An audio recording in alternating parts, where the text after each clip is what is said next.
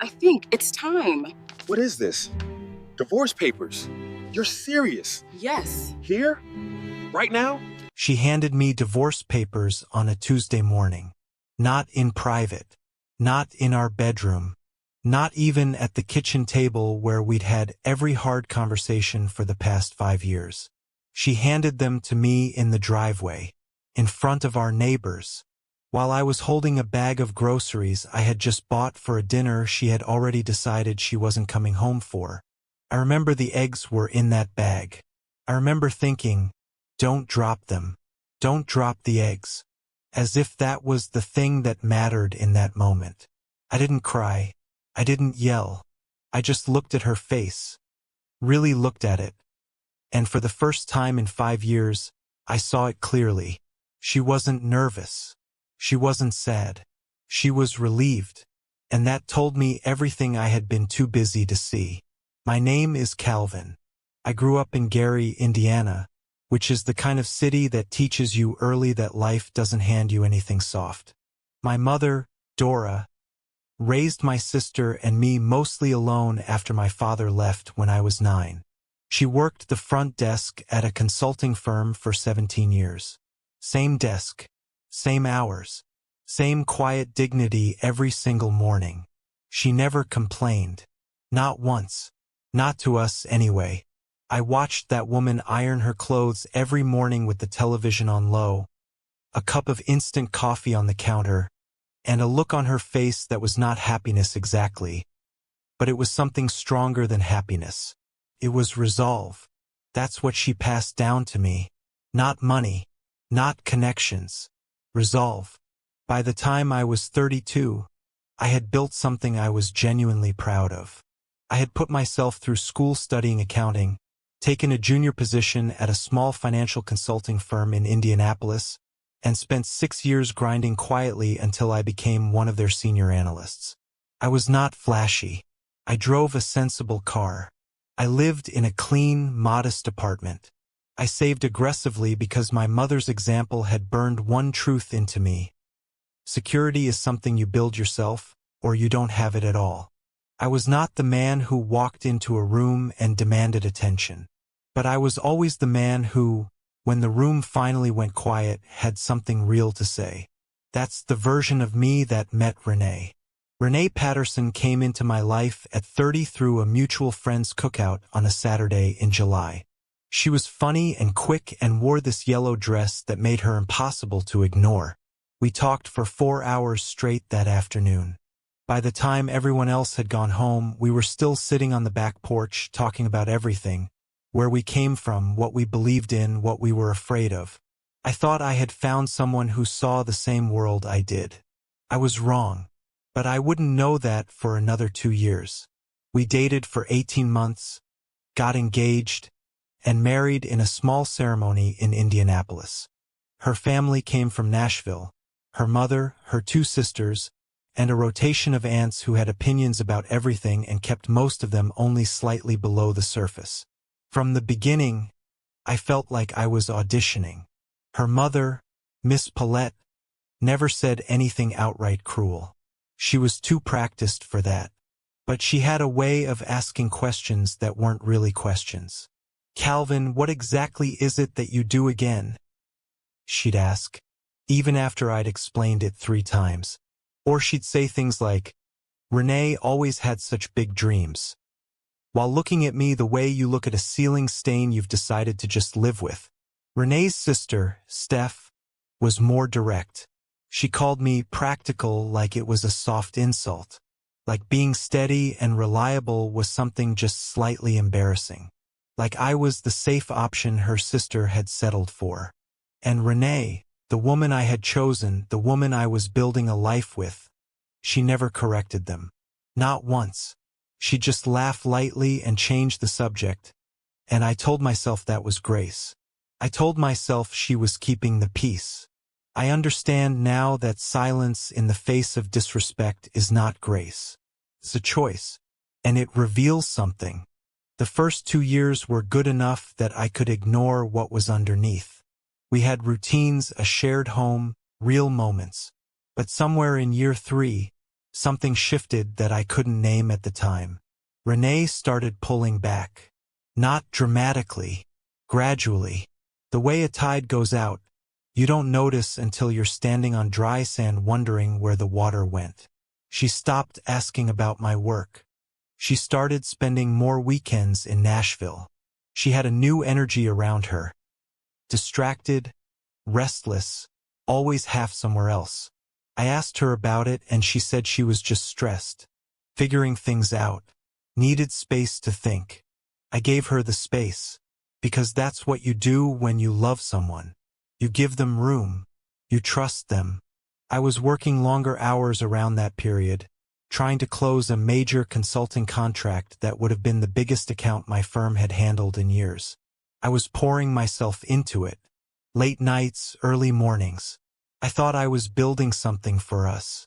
What I didn't know was that while I was staying late at the office, Renee had found someone she didn't have to explain herself to. Someone her family already approved of.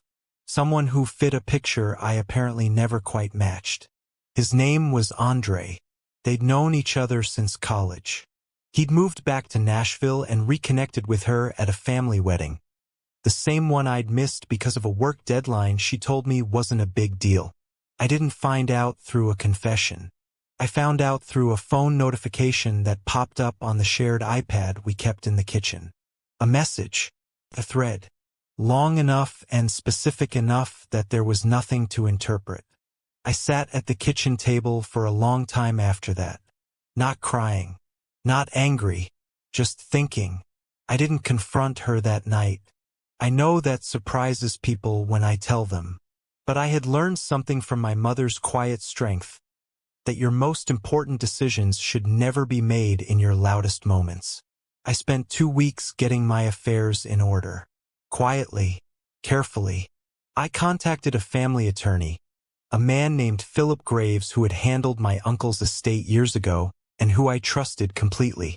I separated my personal savings, which Renee had never had much interest in tracking, from our joint account. I documented what needed to be documented.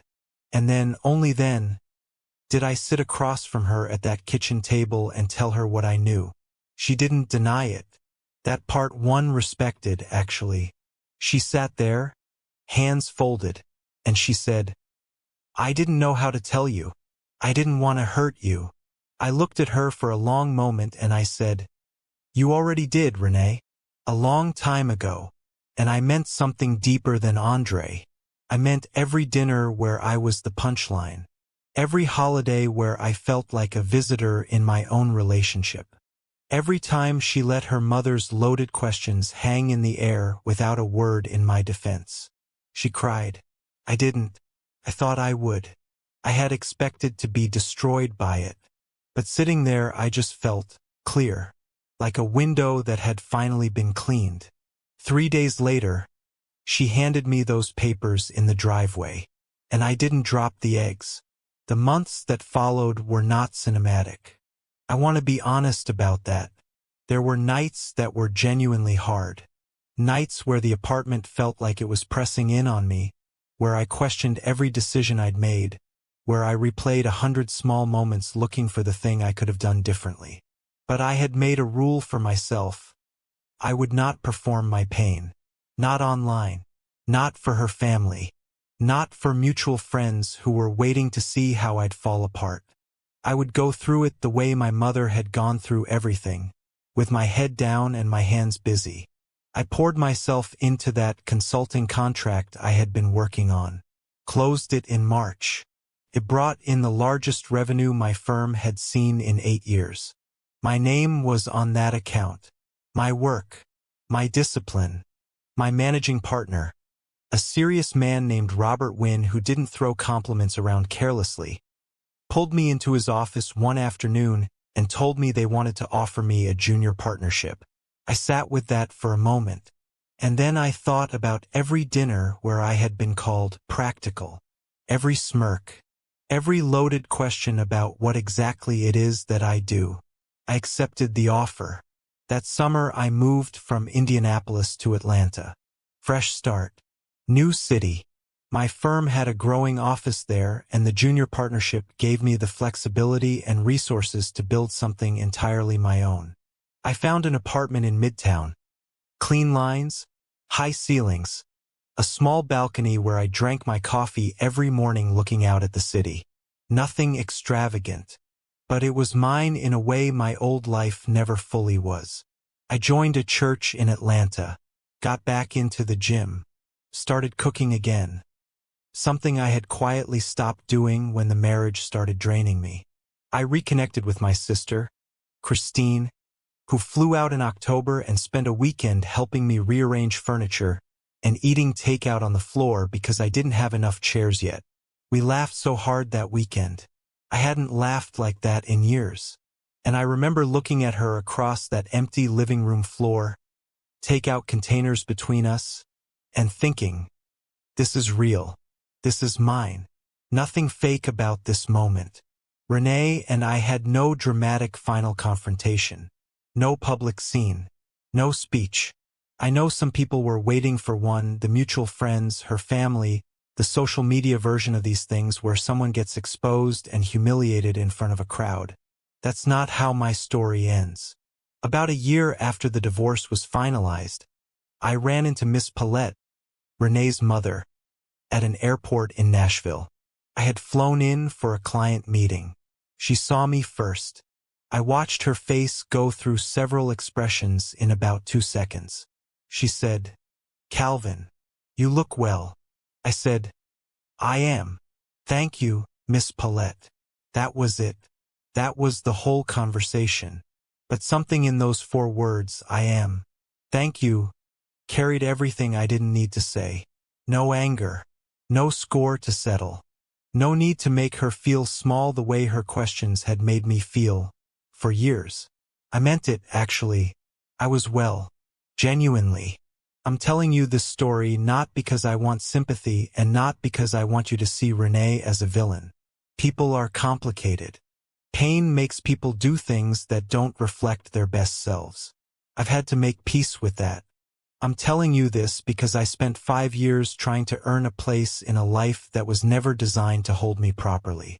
I kept adjusting myself, kept shrinking in small ways, kept handing my worth over for someone else to decide. And the thing that finally saved me wasn't a revelation or a confrontation or a dramatic moment of victory. It was a Tuesday morning in a driveway, holding a bag of groceries. It was the moment I finally stopped trying to prove something and started simply walking. I want to leave you with something that I wrote in my journal about 8 months after the divorce.